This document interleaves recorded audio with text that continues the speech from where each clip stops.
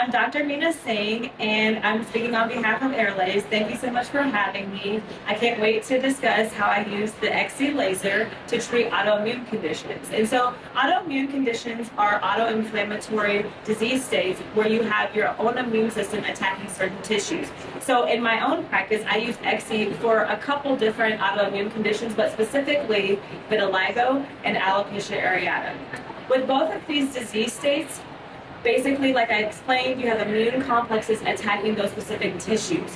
With vitiligo, you have autoimmune disease and immune complexes attacking our melanocytes, or pigment-producing cells. That can lead to patchy areas of depigmentation, so complete loss of pigment. In patients with skin of color, it's even more devastating because it's more obvious that contrast between the natural skin color and the areas that are depigmented.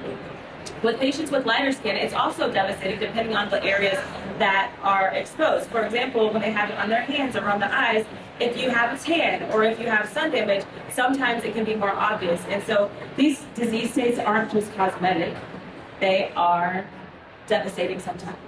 And often with diseases like vitiligo, some people say even why treat it, but it's important because it really affects our patients. With alopecia areata specifically, it can be patches of hair, right? We can live without hair. It doesn't have any real biological function, but it can be really cosmetically disfiguring, and it can affect our patients psychosocially as well.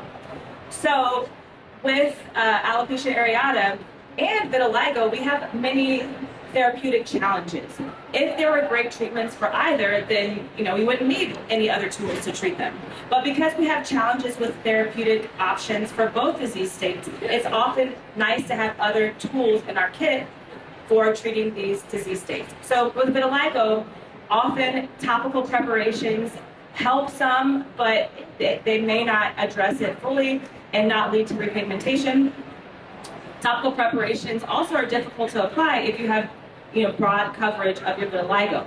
In addition, some of the treatments involve suppressing the immune system. When you suppress the immune system, there are many potential side effects with that, and often patients do not opt for that option because of those reasons. The same thing with alopecia areata. Often we're doing painful injections, other therapies that, even in pediatrics, these patients can't tolerate that. Topical preparations do not work well for alopecia areata, so mainly we're stuck with painful injections, those type of therapies, or suppressing the immune system. So again, that's why it's nice to have other things in our toolkit. So in my practice, how I use the Exci is for patients with vitiligo that have patch stage, where it's not broad spread, and for patients with alopecia areata, where they almost have, a near complete total loss of the scalp hairs. And that's because the Exci is painless, non-invasive, and very little side effect profile. The worst that can happen with the Exci is maybe mild erythema, mild hyperpigmentation, something like that. The Exci, how it works is it's light-based therapy. It's 308 nanometers. And so it's a specific wavelength of ultraviolet light that decreases inflammation. So it helps address autoinflammation, which leads to less cytotoxic T cells targeting the pigment cells in your skin, targeting the bulbs of the hair, which leads to alopecia areata as well. And that can actually lead to a switch to regeneration. And so you can help regenerate hair with the lack of inflammation, and you can actually help repigment the skin. So that's how it works. So in my patients, I use it a lot actually for our pediatric alopecia areata patients because they cannot tolerate really painful injections. We often choose not to immunosuppress them until later on. I have patients that are 2 years old, 4 years old, 6 years old. We try other things first before we opt for immunosuppression. So in these patients, what's beneficial about the Exci is it's super quick and it's painless. Hello. So, we fire it up, shoot it, one treatment here, one treatment, 5 seconds, one treatment, maybe 10 seconds, and then we do it twice a week for 8 to 12 weeks. And often, by this time we're seeing improvement. If not, we might increase the frequency, maybe 3 times a week. I don't have a lot of patients complain about coming to the office for this. And I think it's because of the quick duration of treatment, and the other options aren't great. Like I mentioned, like some people do not want to be immune suppressed. Some people hate putting topicals that aren't that helpful. They're not that effective. And so with the Exci, again, light-based therapy, very low side effect profile. We don't have a lot of patient complaints with it. Some people actually look better with the mild erythema or hyperpigmentation that they have around it because it helps blend their skin, for example, with the vitiligo. And when you're seeing good results, they don't mind. And so I'll have some patients, and this is off subject for what I'm talking about, that have lichen simplex chronicus, atopic dermatitis, those inflammatory conditions that are more autoinflammatory as opposed to autoimmune. They may stop treatment and then flare again, and they come right back. So I don't get a lot of patient complaints about this.